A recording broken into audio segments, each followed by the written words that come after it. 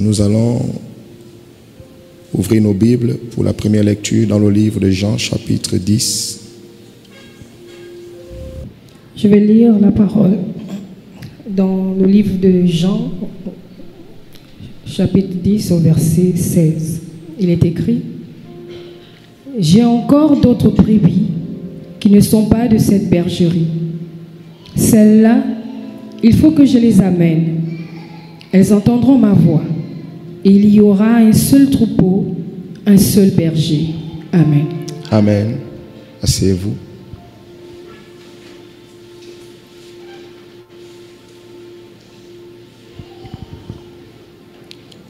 Nous allons ouvrir également nos Bibles dans Luc 18.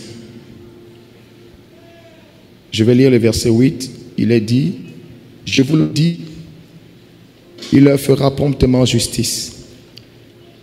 Mais quand le Fils de l'homme viendra, trouvera-t-il la foi sur la terre? Quand le Fils de l'homme viendra, trouvera-t-il la foi sur la terre? » Amen. On va également dans 1 Timothée 4. Retenez tous ces passages que je vous donne parce que vous en aurez besoin pour bien comprendre la prédication de ce matin. Il est dit dans 1 Timothée 4, au verset 1er, « Mais l'Esprit dit expressément que dans les derniers temps, quelques-uns abandonneront la foi pour s'attacher à des esprits séducteurs, à des doctrines de démons. » Amen. Dis à ton voisin: tu es au bon endroit ce matin. Dis-lui encore: tu es au bon endroit ce matin. Alors, bien aimé, je vais partager avec vous ce que l'Esprit m'a mis à cœur. C'est un phénomène utilisé par le monde des ténèbres, mais vraiment très caché. Amen. Vous voyez en effet que Jésus demande dans Luc 18 au verset 8, « Est-ce que quand je vais revenir, je vais trouver la foi? Est-ce que je vais trouver la foi ?» Pourquoi est-ce que Jésus demande s'il va trouver la foi? Vous devez comprendre en d'autres termes que Jésus demande: quand je vais revenir, est-ce que je vais trouver l'Église? Est-ce que je vais trouver les chrétiens? Est-ce qu'il y a les chrétiens sur la terre, oui ou non? Il y en a? N'est-ce pas qu'il y en a? Mais pourquoi Jésus demande s'il va les trouver? Est-ce que cela ne suscite pas en toi des interrogations? Pourquoi Jésus, qui s'est livré, n'est-ce pas, pour le salut de quiconque croit et qui s'est livré pour son Église, pourquoi demande-t-il si quand il va revenir, il va trouver l'Église? Jésus a dit: je vais vous préparer une place et je reviendrai. Vous cherchez. Il vient chercher qui? Il vient chercher l'Église. Amen. Mais il vient chercher l'Église, mais il demande: est-ce qu'il va encore trouver la foi? Est-ce qu'il peut avoir une Église sans la foi? L'Église naît avec quoi? La foi. Amen. Mais comment Jésus demande si quand il va revenir, il va trouver la foi? Est-ce qu'il va trouver l'Église? Et nous sommes tentés de dire: mais Jésus, finalement, tu nous fais peur. Parce que nous, on voit des églises. Amen. Depuis que l'église est née, l'église a été toujours là. Il y a des églises partout, au contraire. Ça ne fait que pousser de plus belle. Mais comment dit-il que quand il va revenir, est-ce qu'il va trouver l'église? Vous ne sentez pas que les églises ne font qu'augmenter? Mais pourquoi Jésus demande s'il va trouver l'église? Est-ce que cela ne vous inquiète-t-il pas? Amen. Pensez-vous que le Seigneur puisse poser une question en vain? Non, Jésus ne parle pas en vain. Quand il dit une chose, ça veut dire que la chose est avérée. Amen. Ça veut dire que Christ, quand bien même il a permis que l'Église naisse, mais il se pose la question: avec ce que je sais, est-ce que je vais trouver l'Église? Est-ce que je vais trouver l'Église? La Bible déclare qu'il revient chercher son Église. Amen. Donc le Seigneur s'interroge. Eh bien, vous devez savoir qu'en tant qu'apôtre du Seigneur, nous avons le devoir de veiller sur la maison de Dieu. Amen. Je vous rappelle tout le temps que nous ne venons pas ici parce qu'on n'a rien à faire à la maison. Nous ne venons pas ici comme pour vouloir nous amuser, comme pour vouloir blaguer. Non. Nous venons ici parce que vous devez savoir que ici c'est la maison de Dieu. Amen. C'est l'ambassade du royaume des cieux. Alléluia. Et quand Christ reviendra, c'est justement cette ambassade qu'il viendra chercher. Mais il se demande, est-ce que je vais encore trouver cette ambassade? Amen, amen. Parce que, bien aimé, vous devez savoir qu'il y a un phénomène utilisé par le monde des ténèbres qui est peut-être, on va dire, qui est visible, mais qui n'est peut-être pas clairement exposé. Déjà, je sais que plusieurs en parlent d'une manière voilée, mais ce matin, je voudrais attirer l'attention du peuple de Dieu que vous êtes. Et je crois que le Seigneur nous fera du bien. Vous savez, la Bible dit, l'évangile est une puissance qui libère. Amen, amen. L'évangile est une puissance. Dis-moi, l'évangile est une puissance. Mais vous devez savoir que la puissance de l'évangile contribue à prendre les âmes dehors et les conduire dans la maison. Amen. C'est pourquoi nous avons lu dans Jean 10, au verset 16, Jésus a dit, j'ai encore d'autres brebis qui ne sont pas dans cette bergerie. Alléluia. Celles-là, il faut que je les amène. Donc si elles ne sont pas dans la bergerie, elles sont où? Elles sont hors de la bergerie. Eh bien, vous devez savoir que lorsque Jésus a commencé son ministère, il a commencé à annoncer le royaume. Amen. Voilà. Et le but de l'évangile, la puissance de l'évangile consiste justement à faire en sorte que ceux qui sont dans le monde, ceux qui sont païens, ceux qui ne sont pas sauvés, qu'ils soient sauvés. Le but de l'évangile, c'est de sauver. C'est pourquoi, généralement, on parle de l'évangile du salut. Amen, amen. Et si nous allons dans le livre des Actes des Apôtres, chapitre 2, nous regardons le verset 47.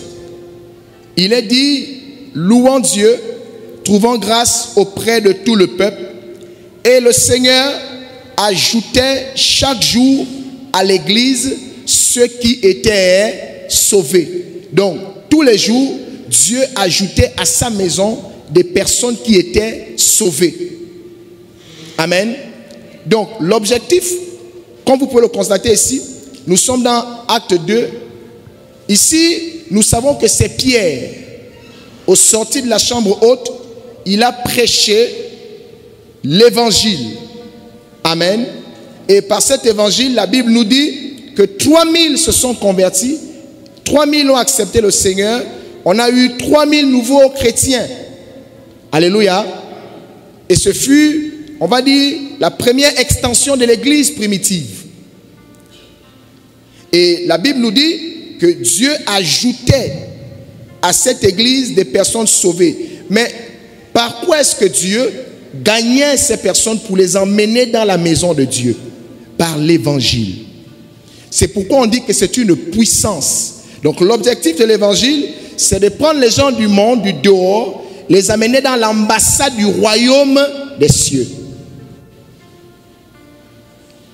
Il faut me suivre attentivement pour que vous ne soyez pas perdus dans ce que je vais dire dans quelques instants. Et vous êtes témoin que je vous ai souvent dit ici, il n'est pas bien que l'ambassade ne soit pas le reflet de ce qui est dans le royaume. On peut avoir une église remplie, mais un ciel vide. Un royaume des cieux vide. Alléluia. Voilà. Eh bien, le phénomène ici que l'Esprit m'a mis à cœur, c'est de vous parler du désévangile. Écrit désévangile. Vous comprenez par là que si l'évangile est une puissance qui sauve, qui amène dans la maison, dans la bergerie, qui amène dans l'ambassade, le désévangile est une puissance qui perd. L'objectif de ce pouvoir maléfique, c'est une puissance maléfique. Amen. L'objectif du désévangile, c'est de désemplir l'ambassade de Dieu. Alléluia. L'objectif principal, c'est de désemplir. Ça veut dire, c'est de vider la maison de Dieu.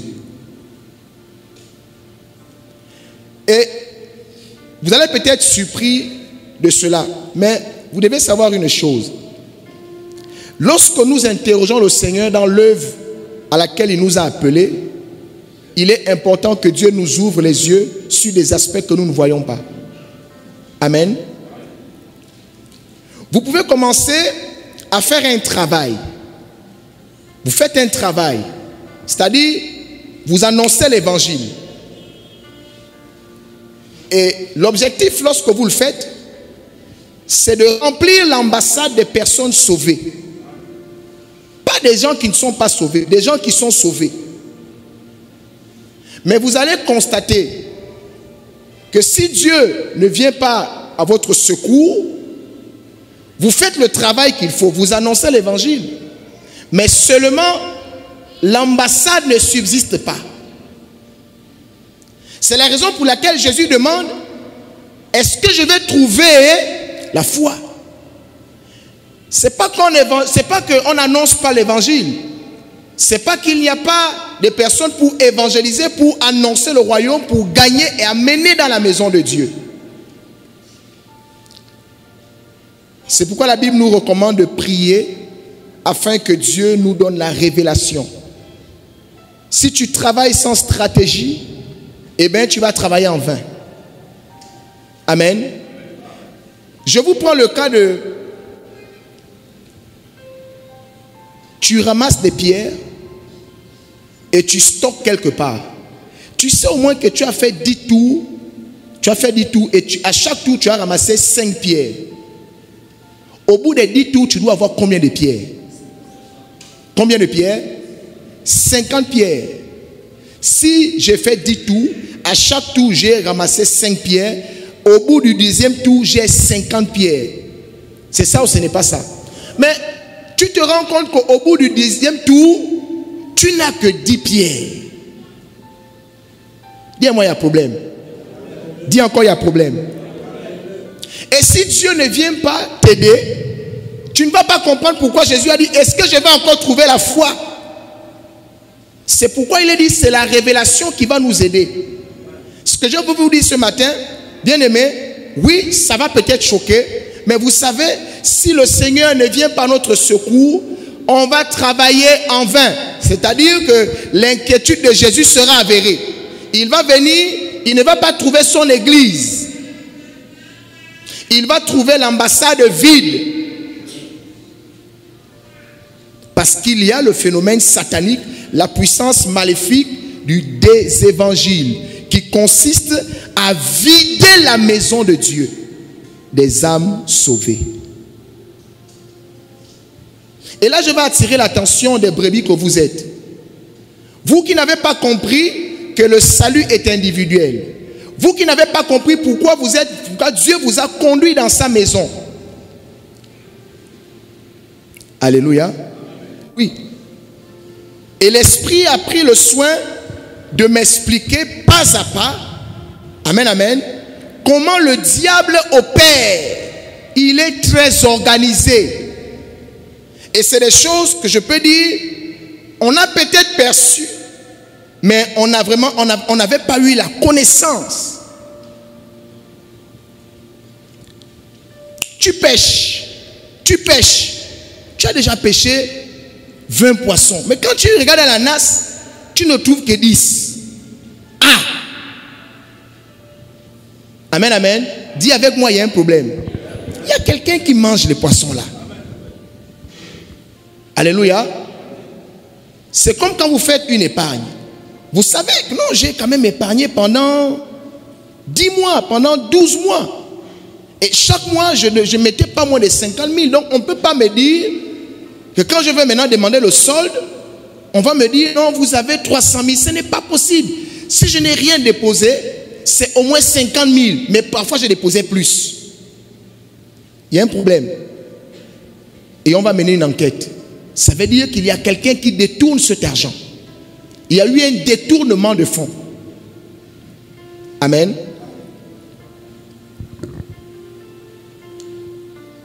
Et voici la stratégie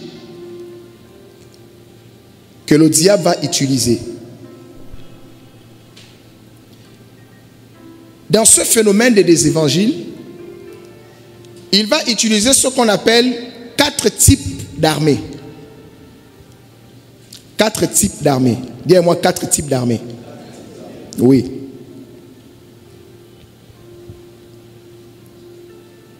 La première armée ici, je l'ai appelée, comme l'Esprit me l'a dit, l'armée subtile. Vous allez comprendre pourquoi tu pêches, et quand tu viens regarder dans la nasse, il manque de poissons. Où vont les poissons? Mais qui fait ce travail? Alléluia. Donc il y a 4 types d'armées. La première armée ici, c'est l'armée subtile. Dis avec moi, l'armée subtile. Ici, quand on parle d'armée subtile, on fait allusion à ceux-là qui viennent dans l'église. Vous voyez, quand on dit qu'il veut donner sa vie au Seigneur, on prêche l'évangile, n'est-ce pas? Beaucoup lèvent la main, ils viennent devant, et nous disons, gloire à Dieu, il y a de nouvelles âmes gagnées. C'est ça ou ce n'est pas ça? Dis avec moi, on a trop vite parlé. Et l'Esprit va me dire, Barak, c'est par là que le diable suscite son armée subtile. Ici, ce sont des faux enfants de Dieu. Ils font semblant d'accepter le Seigneur parce qu'ils savent que c'est le processus par lequel on passe pour être accepté dans la maison. Donc ils viennent accepter le Seigneur et vous vous dites, ce sont des brebis. Ils sont devenus enfants de Dieu. Alléluia. Alors, quel est le but de cette armée subtile? Ce sont des faux enfants de Dieu. Amen. Maintenant, leur objectif, ils sont là pour maîtriser le système de l'assemblée. Étudier l'homme de Dieu et maîtriser qui sont les colonnes, on va dire, de l'ambassade.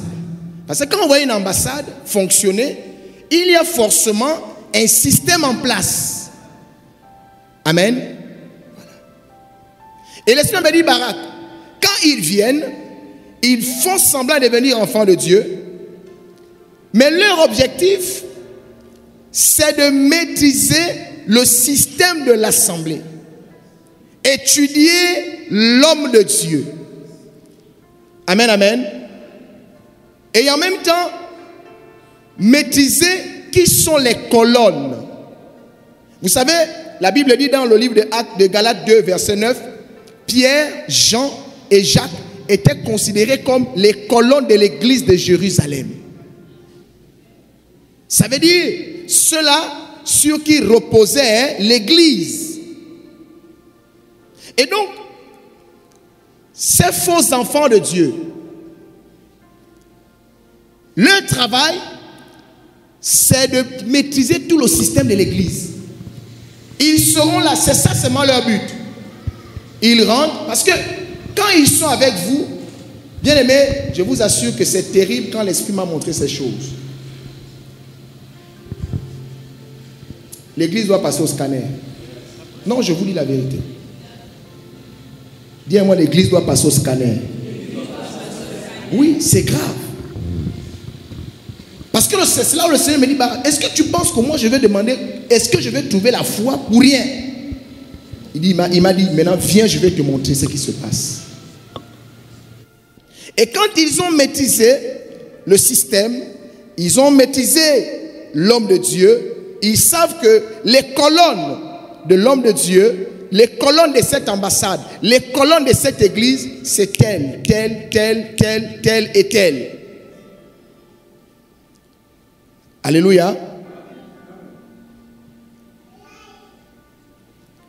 Donc leur objectif, c'est d'abord celui-là.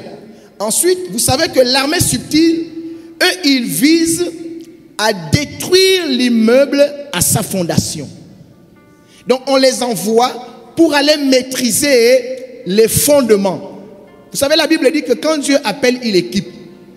Amen. Or, l'équipement de Dieu, c'est la stratégie, la grâce, la sagesse et l'intelligence que Dieu donne à un berger, n'est-ce pas, de faire une œuvre. Et en même temps, Dieu suscite aux côtés de cet homme des personnes qui vont soutenir la vision. Amen. Et ça dit que c'est ce qui constitue le fondement même de l'ambassade, le fondement de l'église.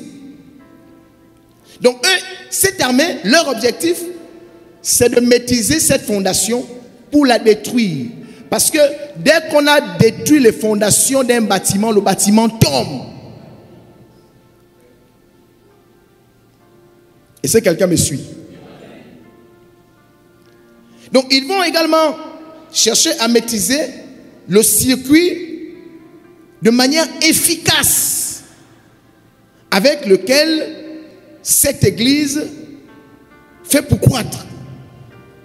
Amen. Comment ils font? Mais plus qu'ils sont là avec vous, vous ne savez pas qu'ils sont là. Amen.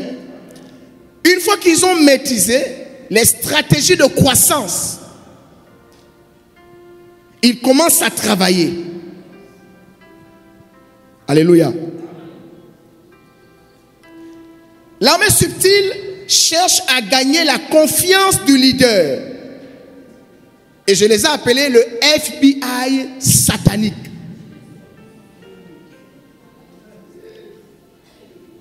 Ils cherchent à gagner la confiance du leader. Pourquoi? Parce qu'en ayant la confiance du leader, le leader s'ouvre facilement. Est-ce que vous comprenez? Bien, moi c'est fort. Et maintenant, quand ils ont réussi à avoir toutes ces informations, ils créent une base de données afin de transférer toutes les données qu'ils ont pu collecter à leur base satanique. Et c'est avec tout cela que le monde des ténèbres va préparer maintenant ce qu'on appelle la deuxième armée.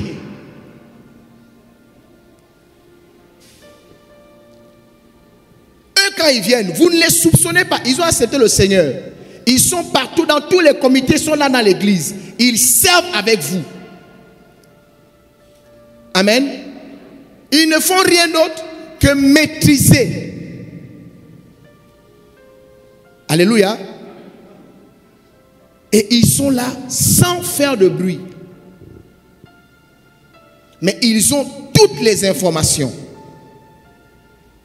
Et quand ils ont ces informations, maintenant ils vont alerter leur base satanique pour dire, oh, c'est bon. À la maison d'Israël, à Onction Ministry, voici quelles sont les colonnes. Voici comment ils travaillent. Voici la stratégie de l'homme de Dieu. Voici son bras droit, voici son bras gauche, voici sa jambe droite, voici sa jambe gauche. Voici. Il donne toutes les informations. Un peu comme vous voyez des espions. Vous savez que lorsque les enfants d'Israël voulaient prendre Jéricho en possession, ils ont envoyé des espions pour aller explorer la ville. Tout comme quand ils devaient rentrer dans Canaan, on a envoyé des espions pour aller explorer la ville, pour voir s'il y avait le lait et le miel. Eh bien, vous devez savoir que le diable est très organisé. Ce n'est pas normal. Je pêche depuis le matin, j'ai gagné des poissons. Au moment où j'ai dit, bon, j'ai terminé de pêcher, je rentre, je vais soulever ma corbeille. Oh, comment il n'y a que 4 poissons? Même si je suis amnésique, mais je sais que j'ai pêché plus de 4 poissons. Alléluia. Et l'armée subtile va préparer, par ce qu'elle a collecté comme information, elle va permettre au monde des ténèbres, à Satan, de préparer maintenant la deuxième armée. Amen. La deuxième armée ici, c'est l'armée des infiltrés pour atteindre des colonnes. Eux, cette armée-là, quand ils viennent, amen, quand ces agents-là viennent,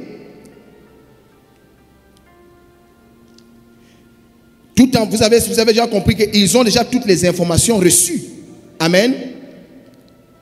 Eux maintenant, quand ils viennent, ils vont tout faire pour s'attacher aux colonnes. C'est comme ça, vous voyez des chrétiens, ils viennent dans l'église, mais leur objectif, c'est de s'attacher ou de lier d'amitié ou encore une fausse fraternité avec les colonnes. Amen. Oui. Mais pourquoi ils vont s'attaquer aux colonnes?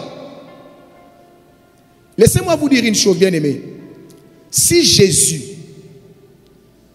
n'avait pas Pierre, Jean, Jacques et tous les autres, malgré tout le travail qu'il a fait là, ça devait être nul et non avenu.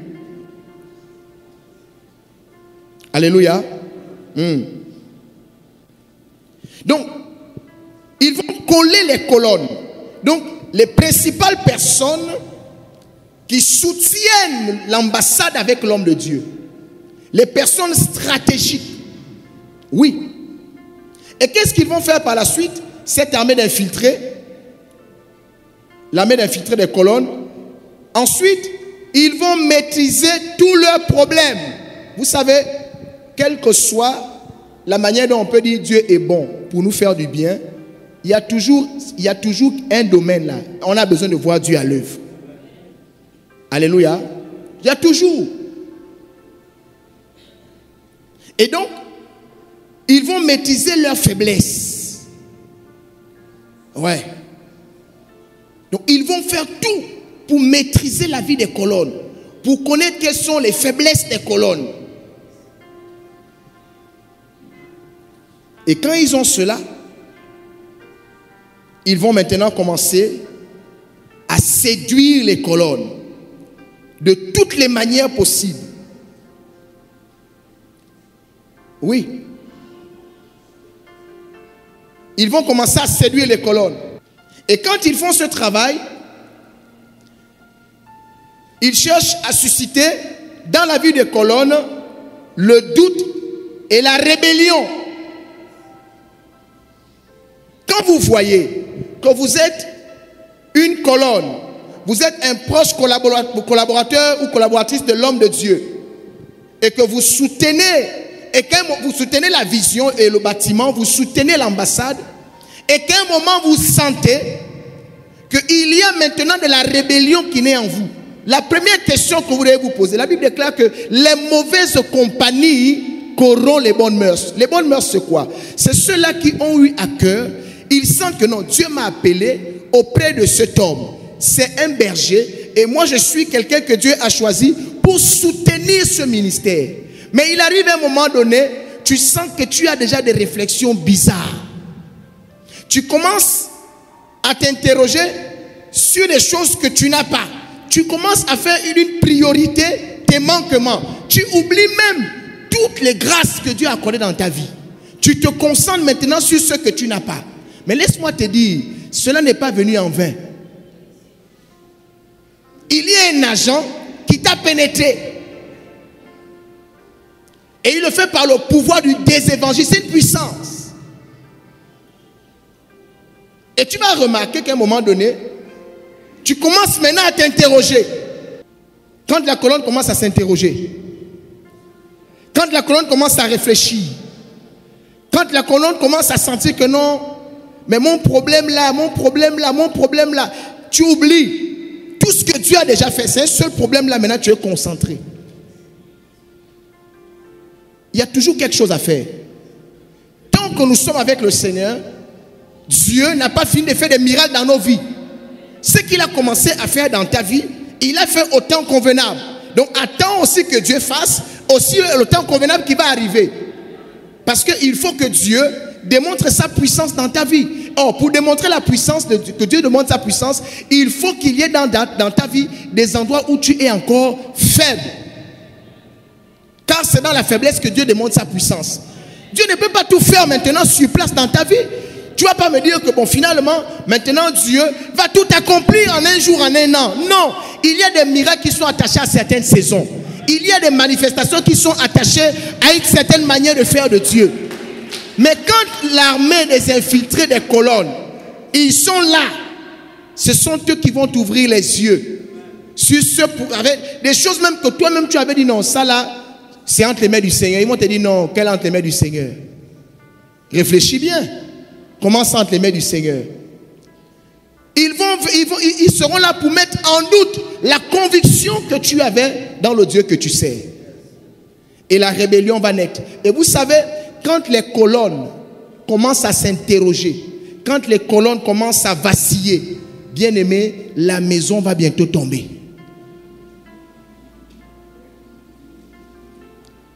Et cette armée des infiltrés des colonnes,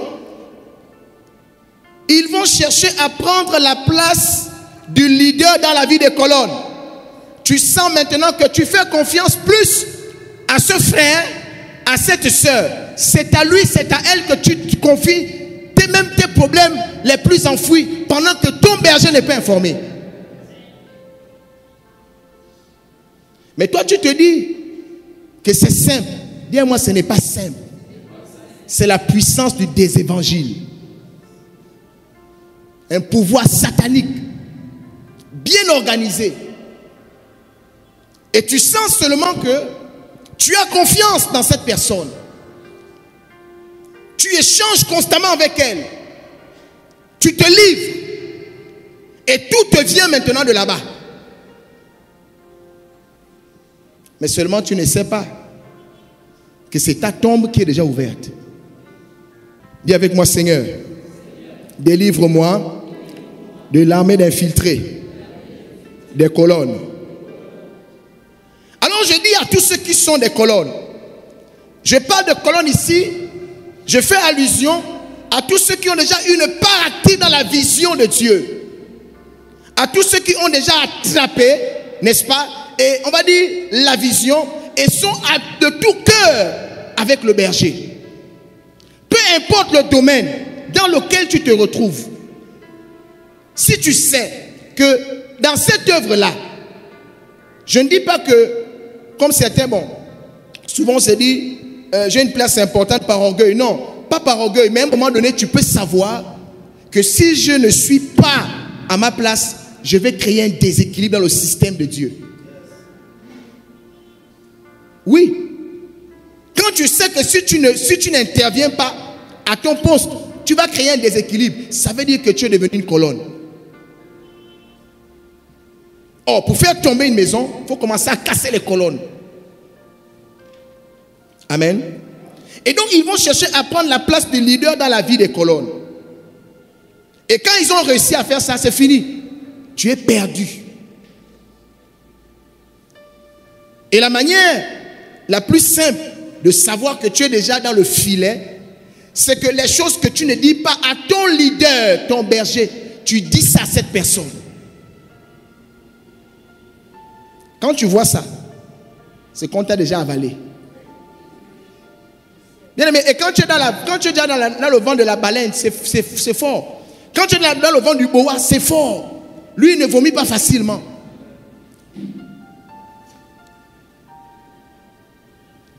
Et vous savez, quand une colonne, c'est-à-dire est déjà en train de vaciller, on ne peut pas continuer la construction. On est obligé d'abord de réparer la colonne.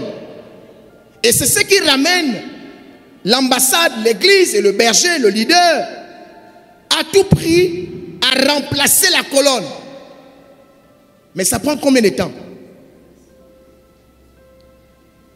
Et donc, ce travail-là va vous prendre un temps, mais le temps que vous allez mettre là, c'est le temps que vous devriez continuer l'œuvre dans une autre dimension. Et c'est ce qui donne l'impression d'un recommencement. Tu pêches, mais tu as l'impression que tu n'as pas péché. Tu annonces l'évangile, tu gagnes, mais tu as l'impression que tu ne gagnes pas. Il y a l'armée des infiltrés des colonnes. Quelqu'un me suit? Moi, j'ai dit à Dieu, je ne veux pas travailler en vain. Amen, amen. Voilà. Et le Seigneur qui sait toutes choses, si on interroge le Seigneur, Dieu va nous dire. Donc quand tu as une colonne, fais attention. Si tu as cru à la vision, si tu as cru en l'homme de Dieu, reste attaché aux instructions de l'homme de Dieu seulement. C'est comme tu es ouvrier et on va dire l'architecte qui a le plan de la maison. Toi tu veux construire le plan, c'est-à-dire que tu veux intervenir dans la bâtisse sans demander à celui qui a le plan c'est quoi la suite. Tu vas demander à un autre ouvrier. Qui mieux que l'architecte connaît ce qu'il faut faire? Alléluia.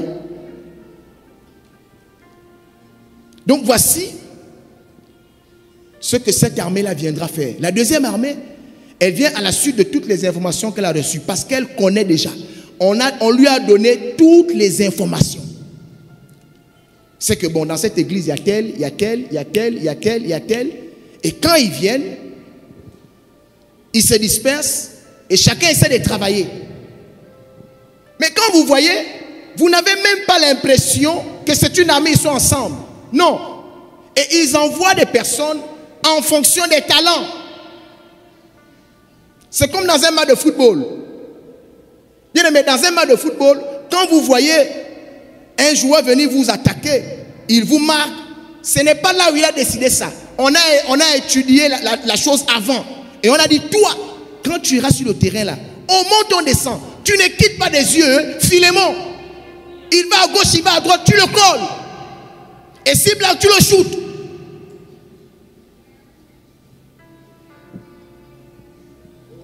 Et c'est comme ça, vous allez voir, il vient, et puis subtilement, tu sens que la personne te colle. Mais pourquoi? Aide-moi Jésus, aide-moi le berger. On est venu ici parce qu'on suit le berger. On suit qui? Mais toi tu me colles pourquoi? Oh non, je sais que non, tu es un ancien. Ancien de quoi? C'est vrai, mais il faut suivre le berger. Toi tu vas vouloir jouer les anciens spirituels, tu seras avalé. Tu ne sais pas que celui qui vient là, il est expérimenté. Et quand il aura maîtrisé ton système, il va tellement te gérer, t'apporter des solutions. Et c'est comme ça que vous allez voir que, à cause de ce type de connexion, tu commences à regarder un peu ailleurs. Non, mais il faut aussi écouter un peu d'autres enseignements. Ah, mais tu sais, moi j'étais calé sur la nourriture de Daddy. Bon, toi maintenant tu me dis, tu sais c'est pas mauvais, il faut aussi regarder un peu ailleurs. Bien aimé, quand un enfant commence à manger dehors, ne sois pas étonné qu'on ait la sorcellerie. Et il va te compter. Est-ce que vous savez, ceux qui sont aussi, mes anciens là, ils savent. Les oreilles là, c'est la bouche de l'âme et de l'esprit. La foi vient de ce qu'on entend. Donc vous devez savoir, bien aimé, que ce que tu entends là, c'est une nourriture que tu reçois. Et c'est cette nourriture qui nourrit ton âme et ton esprit.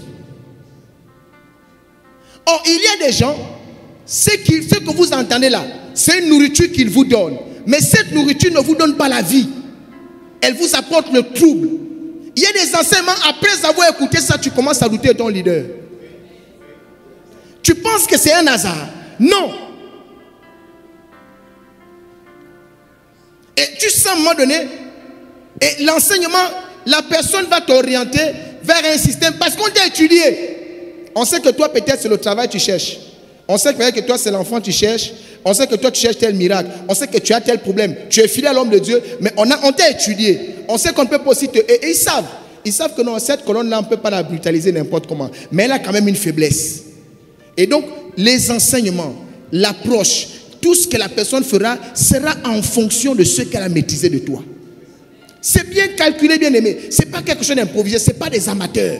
C'est une armée. Ça veut dire qu'ils sont entraînés. Et donc, je vous disais, il y a 4 armées. Donc, celle-là, quand elle vient, c'est travailler sur les personnes importantes du ministère. Les colonnes. La 3e armée ici, c'est aussi une autre armée d'infiltrés, mais pour les nouveaux convertis. C'est pas, ils ne viennent pas faire la même chose.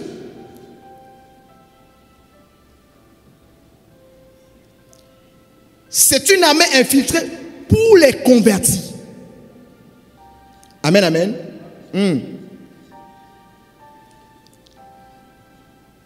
Tout comme la 2e armée, qui était attachée aux colonnes, eux, ils ne s'occupent pas des colonnes.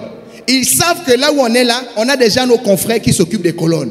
Nous, on doit maintenant s'occuper des nouveaux convertis. Donc leur but, c'est qu'ils viennent s'attacher aux nouveaux en devenant amis avec les nouveaux. Ils vont chercher à connaître les maisons des nouveaux, avoir les numéros de téléphone des nouveaux. Le nouveau et les nouveaux. Donc ça veut dire qu'il n'a pas encore maîtrisé le système. Donc eux, si on les envoie, c'est parce qu'ils sont exercés pour les nouveaux. Ils savent qu'un nouveau est fragile. Il n'a pas encore la foi comme il faut. Il n'est pas encore à un certain stade. Il est encore un peu mondain. Bien qu'ayant accepté Jésus. Il est encore un peu attaché à la tradition. Il est encore fragile. D'où la Bible dit, ils amorcent les âmes mal affermies. Quand tu es nouveau, tu n'es pas encore bien affermi. C'est ça ou c'est pas ça? Et donc quand ils vont faire cela, c'est pour déstabiliser les nouveaux-nés spirituels qui sont encore faibles dans la foi.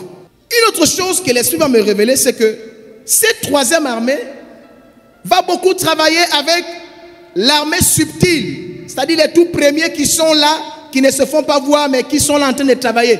Quand vous entendez, quand vous voyez, un nouveau arrive, et puis il se dit, ah, on m'a frustré, on m'a frustré, on m'a frustré.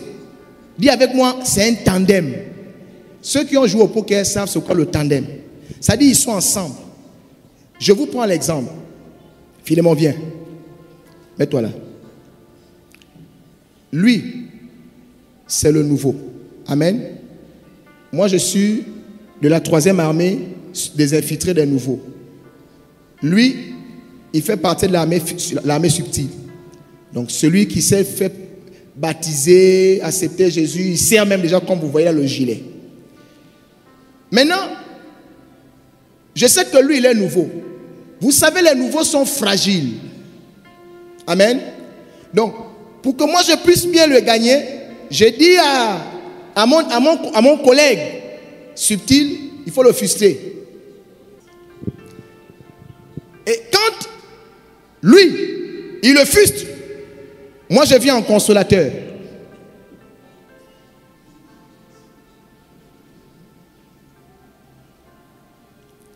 Et quand je viens en consolateur auprès de lui, lui il a confiance en moi. Et quand il a confiance en moi, je commence à lui dire des choses. Et une fois qu'il est rentré dans mon système, je le fais partie de l'église. Tu peux repartir.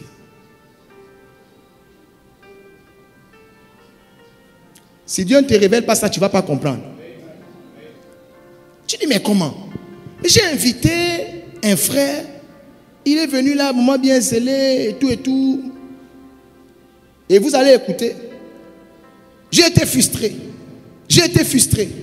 J'ai été frustré. Ah. Il y avait moi, ah. Il y a un problème.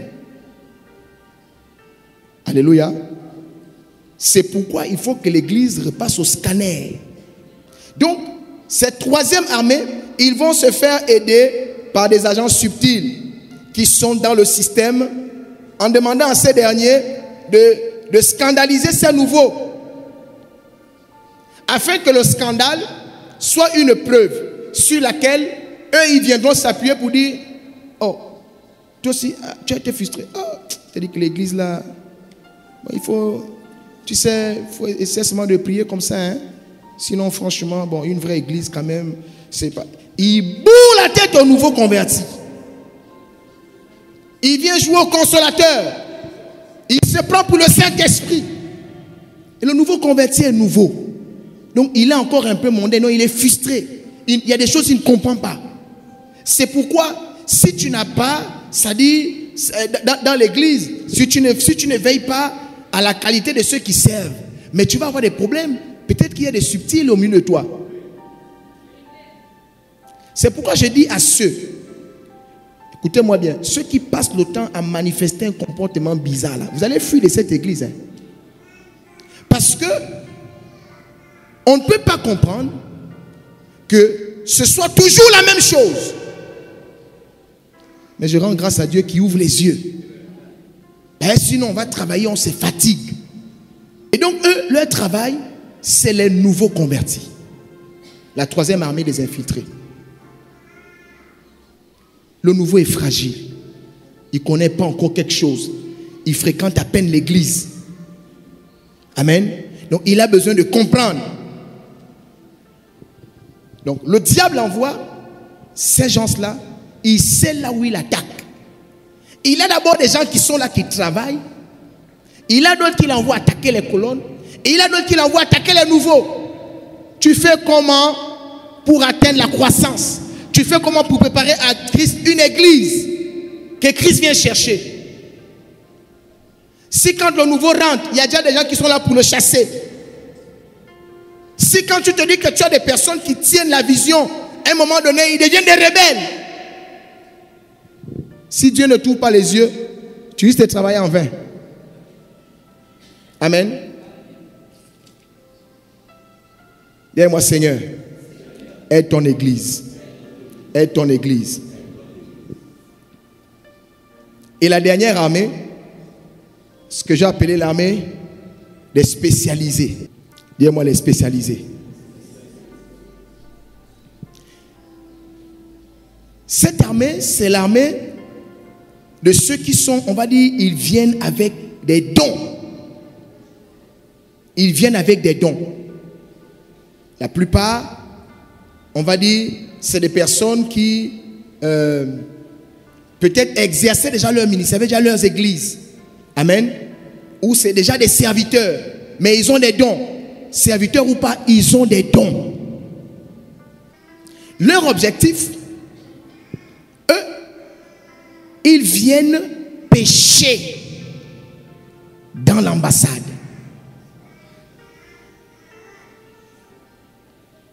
Quand Jésus a dit à Pierre, je ferai de toi un pêcheur d'hommes. Les hommes, là, on les pêche où? À l'intérieur ou à l'extérieur? On les pêche à l'extérieur, donc dans le monde. Pendant que Jésus suscite des pêcheurs d'hommes dans le monde, par la puissance de l'évangile, le diable suscite des pêcheurs d'hommes dans l'église par la puissance du désévangile. Il va susciter, bien aimé, tu ne peux pas aller gagner les âmes dehors sans faire des miracles. Tu ne peux pas aller gagner les âmes dehors si tu n'es pas investi d'une puissance. C'est pourquoi vous voyez, on fait des croisades, on prie, les malades sont guéris, on prêche, les gens sont touchés, ils sont baptisés de l'esprit, Dieu opère dans une dimension. C'est pourquoi Nicodème a dit à Jésus, un homme ne peut pas faire ça si Dieu n'est pas avec lui. On ne peut pas t'envoyer sans l'équipement. Eh bien, vous devez savoir que si nous on va avec la puissance de l'évangile, la puissance de l'esprit, hors de l'église, pour ramener dans l'église, il y en a qui viennent dans l'église avec la puissance du désévangile, avec les mêmes dons, pour venir gagner ceux qui sont gagnés et les amener encore dehors. Et donc quand ils viennent, ils vont se faire notamment aider par leurs confrères qui sont déjà sur le site. Amen. Donc ils vont se faire aider par les subtils qui sont déjà là, par la première armée des infiltrés, des colonnes, Et l'autre armée des infiltrés, des nouveaux convertis. Alléluia. Eux, c'est le grade supérieur. Et par leur don, ils vont attirer les frères et sœurs vers eux. Oui, c'est comme ça que tu vois que facilement, tu constates que les frères, parce que la sœur là, elle voit, le frère là, il voit. La sœur là, elle a un don de guérison. Ou bien quand elle prie pour toi, il paraît qu'il y a tel qui se déclenche. Tout le monde commence maintenant à être autour du frère et de la sœur. Tu penses que c'est en vain. Il est venu pécher dans la maison. Amen, amen. Ce que vous ne savez pas, c'est que on ne peut pas te sauver deux fois. Si tu as déjà été gagné, tu es gagné. Donc quand tu penses encore que ce qu'on t'amène encore là, c'est pour te gagner à nouveau, non, il n'y a pas une renaissance ou je ne sais pas, non, non, non. C'est la nouvelle naissance, il n'y a pas une nouvelle naissance. Donc tu oublies que c'est par tel que Dieu t'a amené à être né de nouveau. Au lieu de persévérer, quand survient maintenant, ça dit un autre serviteur, une autre personne avec les dons, tu t'accroches. C'est comme ça, vous voyez, eux là, quand ils opèrent, l'objectif, c'est de créer l'église dans l'église. C'est-à-dire que pendant que vous êtes là, il y a l'église dans l'église. Erreur, si le leader, étant aveuglé, n'a pas vu ça depuis le jour où il va vouloir dire, écoutez, je ne suis pas d'accord avec quand il découvre, dès qu'il tape le poing sur la table, je ne suis pas d'accord avec ce que tu fais. Bien-aimé, si Dieu n'est pas avec toi, hein, quand le spécialisé part, le dimanche prochain, quand tu viens à l'église, il n'y a personne. Parce que il y avait déjà l'église dans l'église. Et c'est comme ça, tu vas voir, bien aimé, faites attention, quand une église, c'est-à-dire, commence à se remplir, mais pendant que l'église se remplit, on a aussi l'impression que l'immoralité sexuelle, le péché, c'est-à-dire, on ne fait plus attention à ça. On est content, on a un grand nombre. Mais en fait, quand tu regardes, tu sens que non, mais les enfants ne vivent pas dans la sanctification. Tu vois leur manière de faire, tu sens que le monde est là. Mais l'église est pleine, mais le monde aussi est là. Tu dis, non, non, non, ça c'est pas l'église. Donc quand tu commences à taper, tu tapes. Mais tu vas sentir à un moment donné qu'il y a comme une contradiction. Tu vas commencer à sentir des affronts, des oppositions. Dis-toi que tu as été avalé depuis. Et là, si tu n'es pas stratège pour savoir comment sauver, bien-aimé, tu es mort en guerre. Si tu viens taper le poing sur la table, bim, tous les poissons, piou. Et la colonne, et les autres chrétiens, tout le monde part. Tu recommences. C'est pas facile, hein? Quand une maison est déjà arrivée à un certain niveau, se brise, elle s'effondre. Il faut recommencer. C'est grave. C'est pourquoi Jésus a dit, et c'est quand je vais venir, je vais trouver la foi. Et je vais trouver mon bâtiment prêt. Le bâtiment que je dois prendre. Cette église que je viens chercher. Et je vais trouver mon assemblée. Cette église glorieuse. Donc l'objectif, bien aimé, ce n'est pas seulement de remplir la maison. Mais c'est que la maison soit remplie de ceux qui sont sauvés. C'est pourquoi si tu rentres dans une assemblée, l'assemblée, on peut être nombreux. C'est plein à craquer. Mais attention, tu dois observer la qualité de la vie des membres. si on ne prêche pas l'évangile qui amène au salut, si on ne défend pas le péché et qu'on fait croire que bon, Dieu comprend, que ce soit sur les chants, les intercesseurs, les modérateurs, le protocole, l'accueil et tout le monde, les anciens, les diacres, dans le péché. Tu trouves les chantres qui sont en concubinage, ils forniquent. Tu trouves les anciens qui forniquent. Tu trouves les intercesseurs qui forniquent. Tu trouves les anciens forniquent. Les diacres, ils forniquent. Toute l'assemblée, ils forniquent. Tout le monde est en fornication. Mais l'église est pleine. Attention, ce n'est pas cette église-là que Christ vient chercher. Et ce n'est pas cette église-là que le diable combat. Le diable combat l'église où on prêche le plein évangile.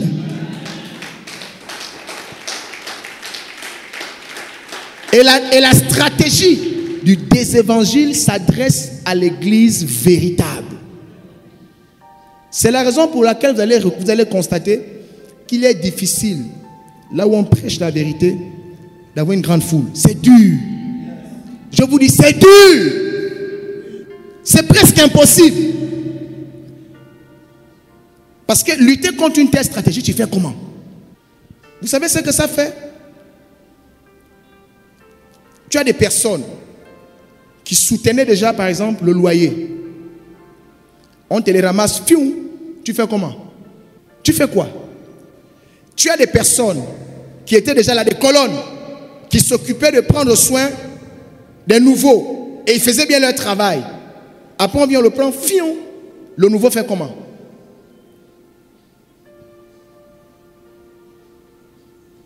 Alléluia. Donc ceux-là, les spécialisés là, la dernière armée là, quand ils viennent, c'est pour venir corrompre le travail de Dieu que tu fais. Si tu n'es pas un vrai serviteur de Dieu, tu vas suivre la cadence. L'église va prospérer, il y aura toujours beaucoup de monde, il y aura beaucoup d'argent, vous allez faire beaucoup de choses. Mais tu ne sauras pas que l'œuvre que tu es en train de bâtir n'est pas l'œuvre de Christ. C'est pourquoi la Bible dit, étroit et resserré, le chemin qui conduit à la vie.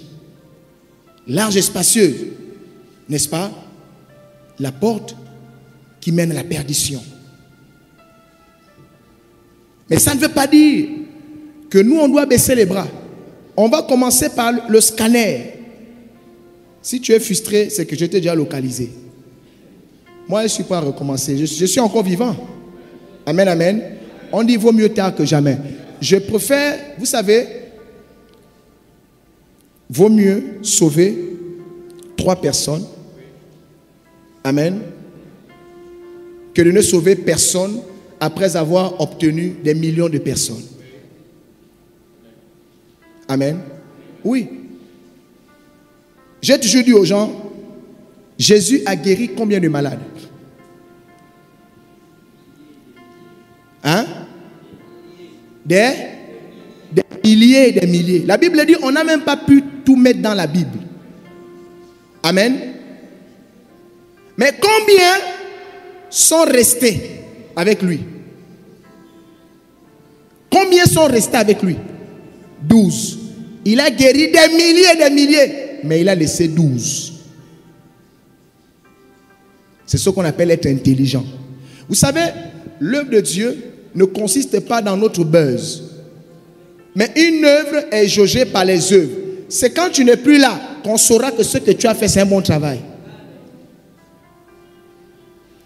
C'est parce que Jésus n'est plus là qu'on sait qu'il a fait un bon travail. On continue à parler de lui et on continue à prendre pour appui ceux qu'il a donnés à ses disciples. Servir Dieu, ce n'est pas chercher le buzz pour nous-mêmes, pour montrer que nous sommes puissants et qu'on a beaucoup d'églises. Non. Servir Dieu, c'est faire en sorte que son œuvre subsiste. Or, pour trouver des personnes qui vont rester jusqu'à la fin, qui ne vont pas se détourner, bien aimé, tu les trouves où? C'est dur. Mais quand Dieu t'accorde de le faire, reste attaché à ça. Alléluia. faut pas construire la maison pour construire. Il faut construire selon le modèle de Dieu.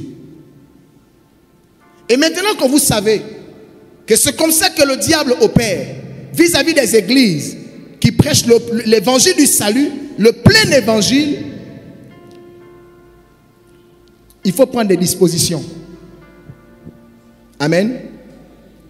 On doit prendre des dispositions. On va terminer avec, toujours le livre de Jean, chapitre 10.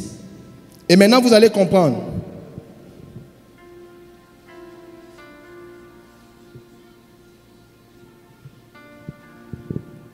Je vais lire à partir du premier verset. Suivez-moi attentivement. En vérité, je vous le dis, celui qui n'entre pas par la porte dans la bergerie, mais qui y monte par ailleurs, est un voleur et un brigand. Mais celui qui entre par la porte est le berger des brebis. Le portier lui ouvre et les brebis entendent sa voix.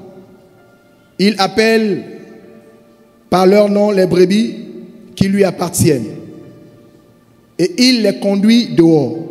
Lorsqu'il a fait sortir toutes ses propres brebis, dis-moi les propres brebis. Retiens le mot, lui retient sa propre brebis. La Bible dit, il marche devant elle et les brebis le suivent parce qu'elles connaissent sa voix. Elles ne suivront point un étranger, mais elles fuiront loin de lui parce qu'elles ne connaissent pas la voix des étrangers. Amen. Si tu as le discernement, dans le passage que je viens de lire là, tu as déjà compris que maintenant on cherche les brebis. Parce que pour attaquer l'armée subtile, il faut localiser les brebis, les propres brebis. Pour qu'un berger appelle une brebis par son nom, ça veut dire que le berger connaît la brebis. Amen, amen. Oui. Pourquoi la Bible dit ses propres brebis? Parce qu'il y a des brebis qui ne sont pas tes brebis. Et quand tu as localisé qu'une brebis n'est pas ma brebis, ça veut dire que cette brebis-là fait certainement partie de l'armée subtile. Amen. La Bible dit, tes brebis ne vont pas suivre un étranger. Donc le travail que tu as fait, c'est d'enseigner tes propres brebis. Amen. Et qu'elles comprennent. Je ne suis pas là pour suivre un étranger. Je suis le berger. La brebis connaît la voix du berger. Dis-moi, la brebis connaît la voix du berger. Toi, la voix que tu entends, que tu suis là, et c'est la voix du berger. Même quand la Bible dit, le berger les conduit dehors. Ça dit que la brebis, c'est que si c'est le berger, si c'est mon berger qui me dit allons, je pars. Alléluia. Oui. Mais si c'est pas la voix de mon berger, je ne pars pas. Je ne fais rien. Parce que la voix là, c'est une voix étrangère. Elle peut dire des bonnes choses, mais tant que ce n'est pas la voix du berger, je ne pars pas. Je ne fais pas. Quand tu fais ça, tu commences à montrer réellement que tu es une brebis. Mais vous savez, de ce qu'on dit de ce type de brebis, tu as envoûté.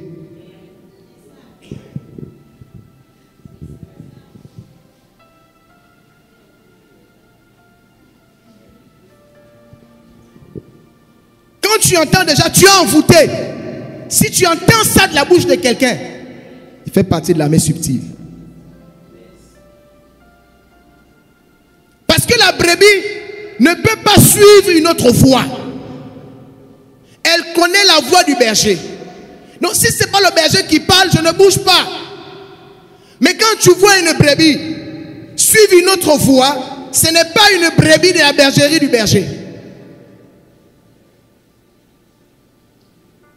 C'est pourquoi ne vous inquiétez pas. C'est vrai qu'il y en a, comme j'ai dit, les nouveaux sont détournés.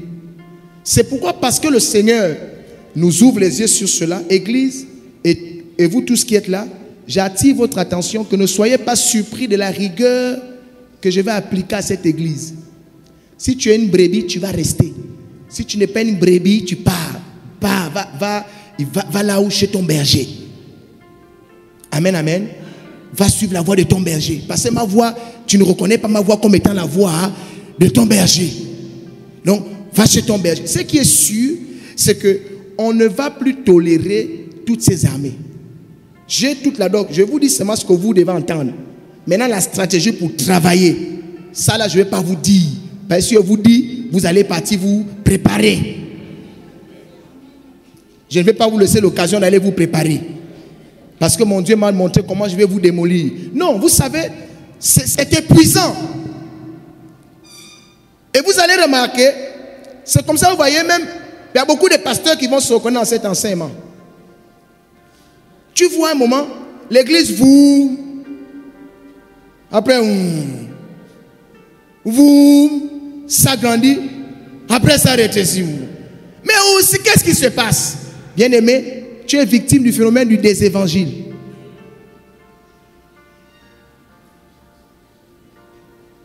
Dis à ton voisin, ne sois pas frustré. Si ma voix est la voix du berger que tu reconnais comme berger, tu seras content et tu vas acclamer.